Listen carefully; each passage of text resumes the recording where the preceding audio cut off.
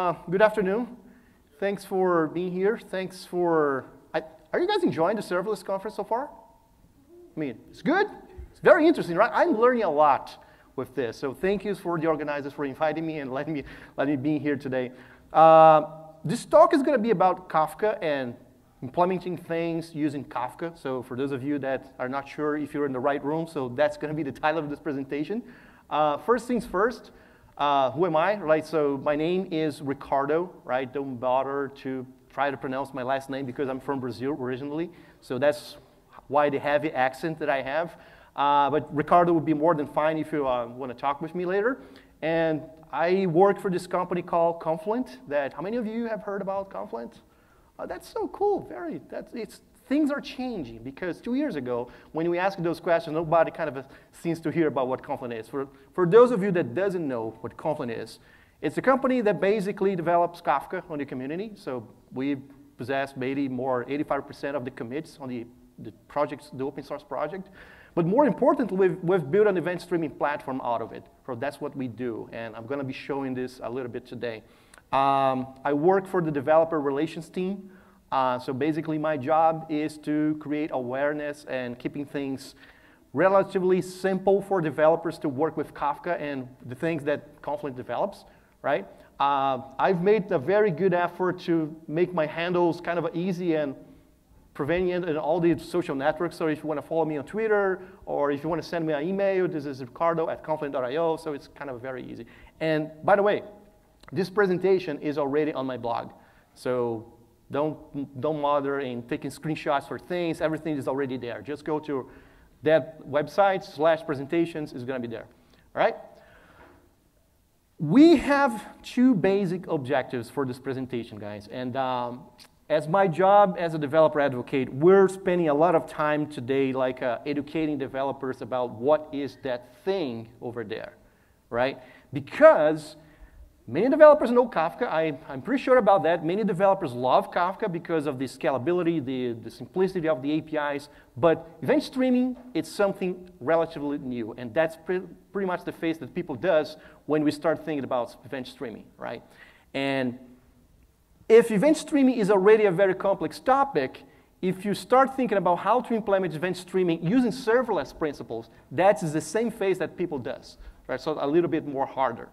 Right, so what we are going to be showing today is both of things. All right, so I'm going to be trying to explain what event streaming is, which has to do with the fact that Kafka, it is not a messaging technology. All right, it is not. It's an event streaming platform. And the reason why we are keeping emphasizing this so much is because if you start looking Kafka as an event streaming platform rather than just a messaging platform, there are very interesting problems that you can start solving with this technology, all right? So it's about thinking the technology with other pair of eyes. The way I'm going to be presenting this today is going to be a challenge because I've brought an implementation for you about an event streaming application, which is essentially going to be the Pac-Man game, all right? I'm going to deploy from scratch the game. That's going to be the challenge because as I deploy, I will start to explain things. And my whole code is implemented using Terraform. So the Terraform I've tested a couple times here this morning, and it takes about from 4 to 5 minutes to create all the resources and the cloud provider that I need, API gateways, Lambda functions, and everything that I need, all right? So meanwhile, I'm going to first create a cluster using the implementation that we call Serverless Kafka, right? And I'm going to start the deployment of my Terraform code, which, as I said, is going to take about 5 minutes.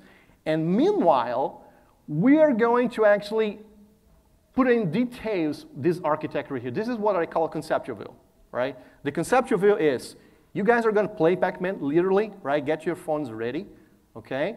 And each game is going to emit events, and those events are going to be processed in near real time, and we're going to come up with a scoreboard for check whoever is rocking on Pac-Man. So that's the conceptual view, all right? Pragmatically speaking, what we are going to do is basically having this application deploy in a cloud provider, right? You're going to access user phone or laptops. I would highly encourage you to play the Pac-Man with your laptops because you can use the arrow keys on your keyboard. It makes things easier. or just because I suck in Pac-Man with the phone, so maybe that's the explanation. So the game is going to emit events to an API that's going to be exposed. That API's job is basically write those events into Kafka, into a topic.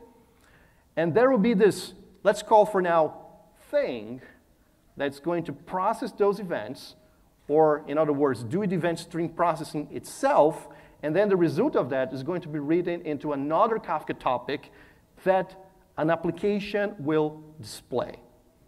Very simple, all right? So that's going to be the game.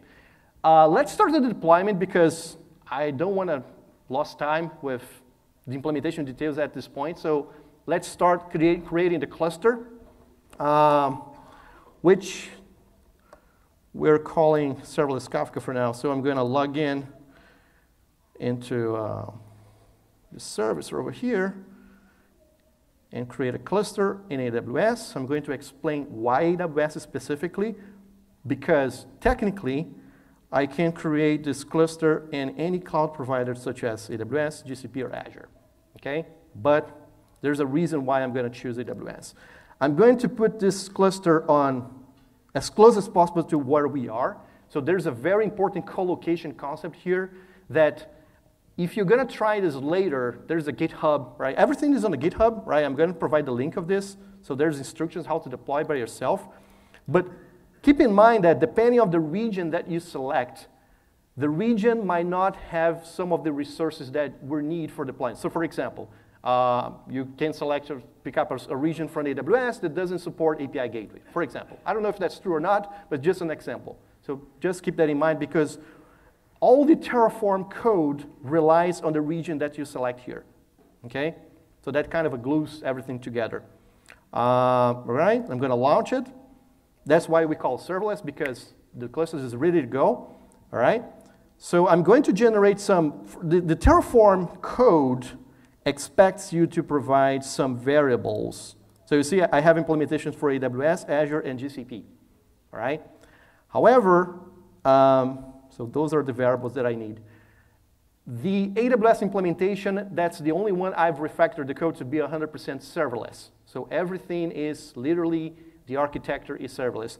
The Azure implementation and the GCP implementation, there's a to-do on my list to refactor the code because right now they spin up a bunch of compute instances and block storage, and this is not serverless, right? So I still have to refactor everything. So the only one that I have refactored so far, it's AWS. That's why I've chose AWS in the cluster.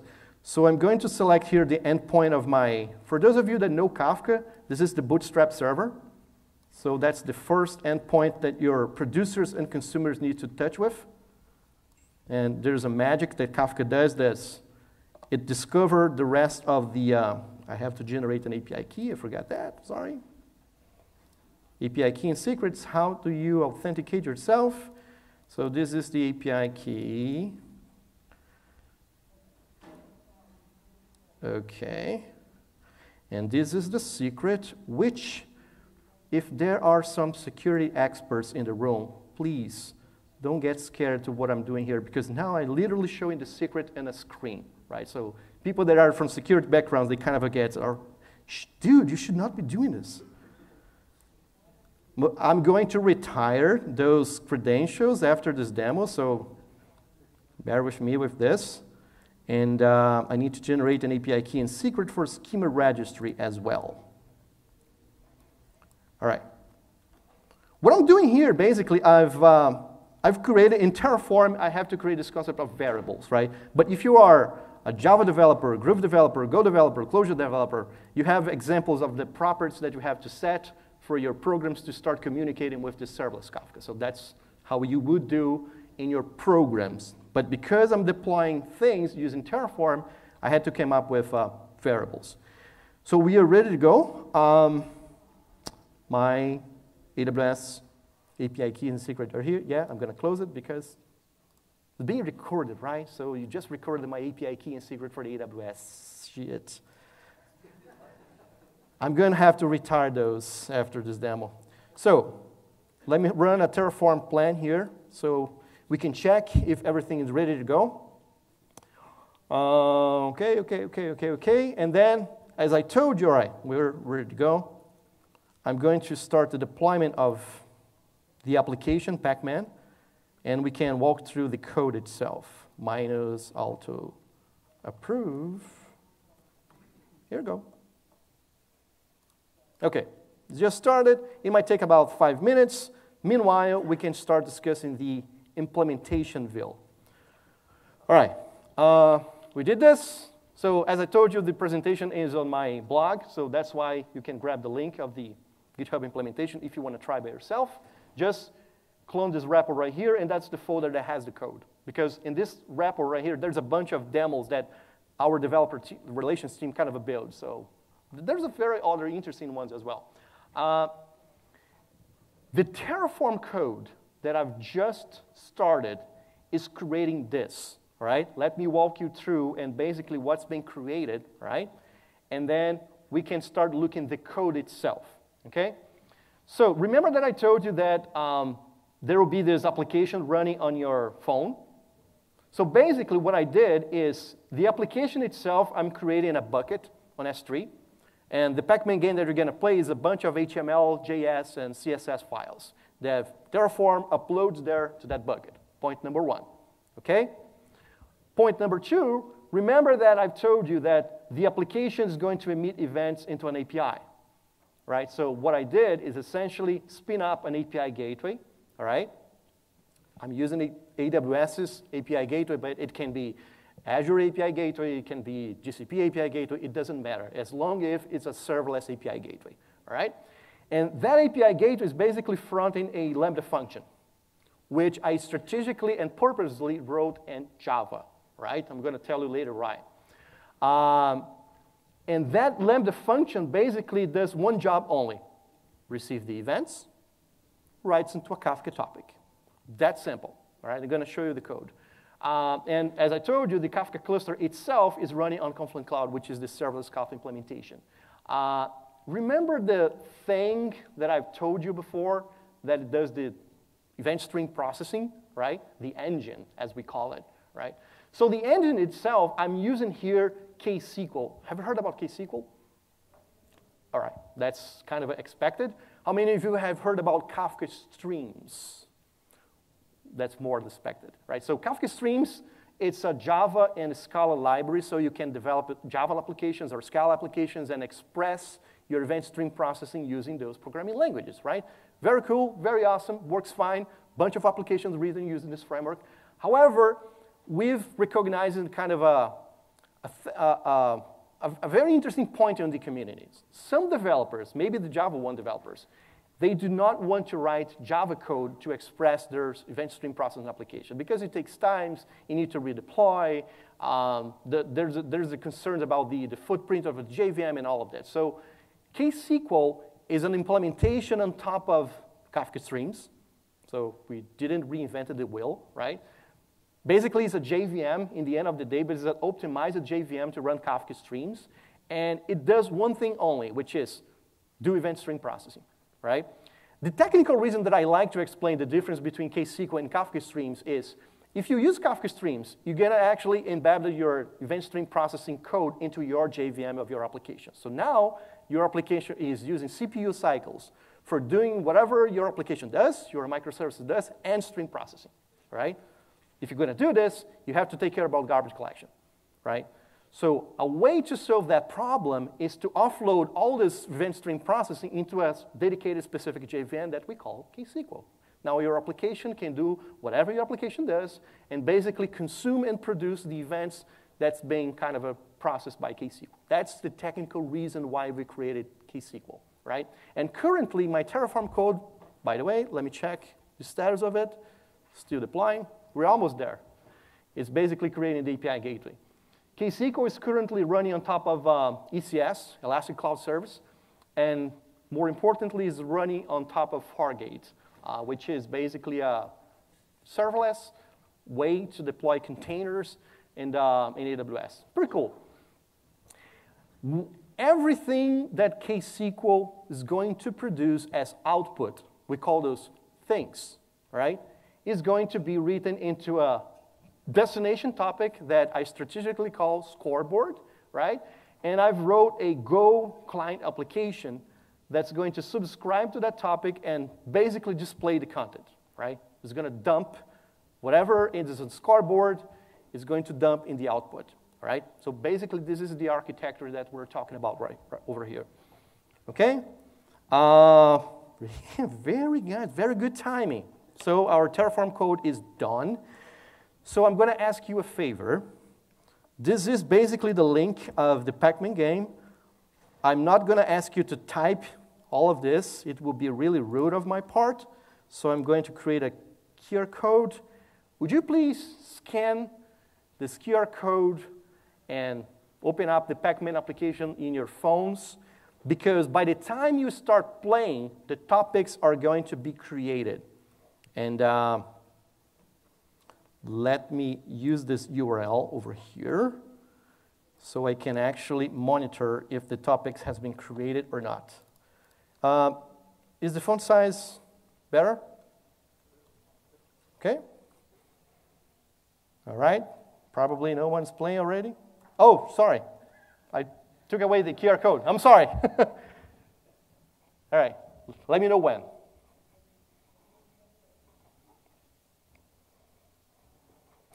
When you see the application, you're going to be asked to provide your name, right?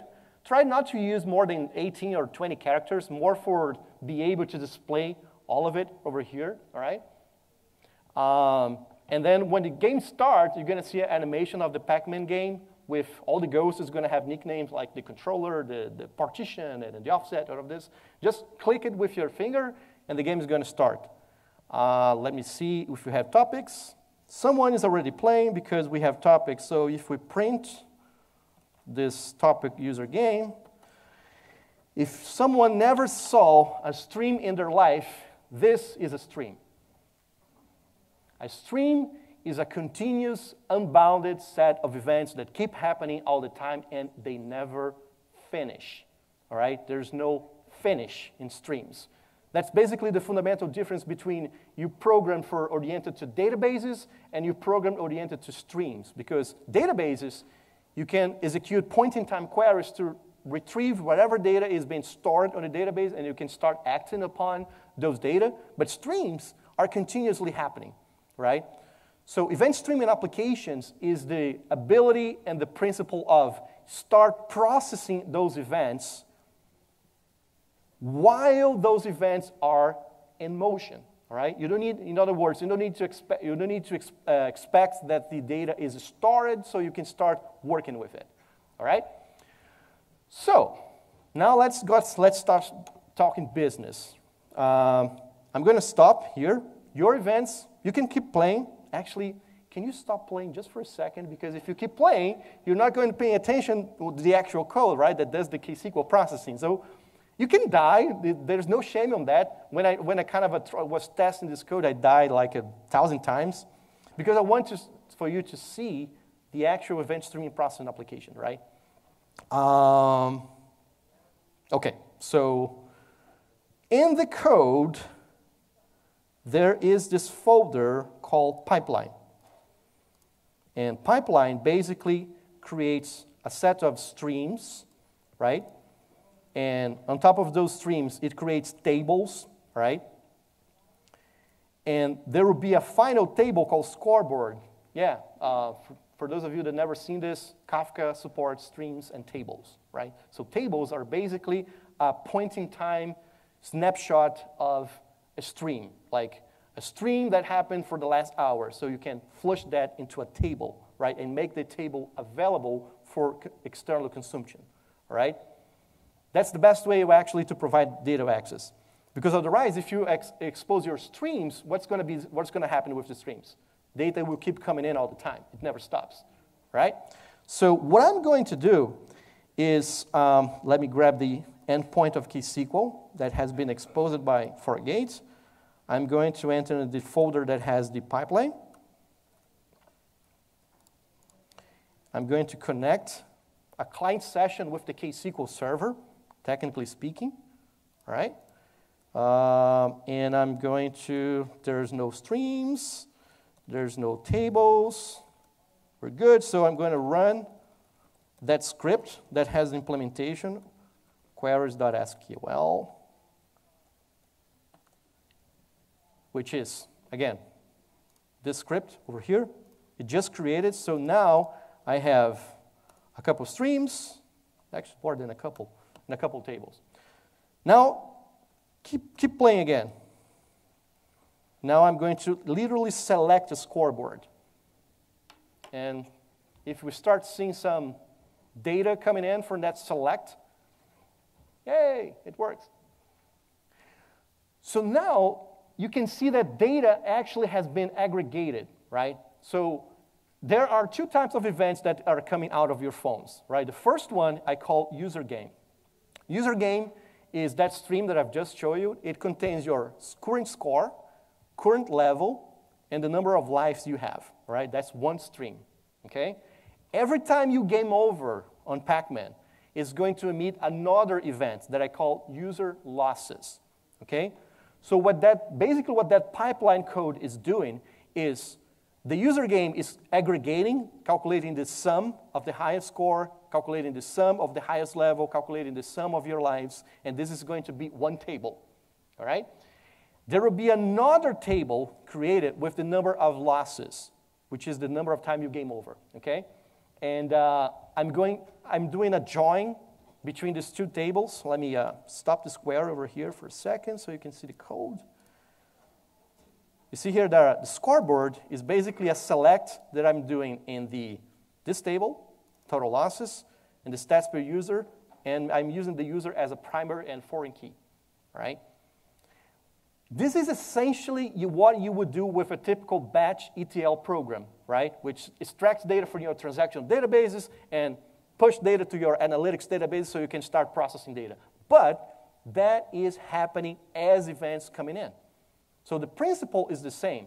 But what needs to happen is that there is no, oh, right, we need to wait until this code runs at midnight out of the business hours, right? That code continuously executes.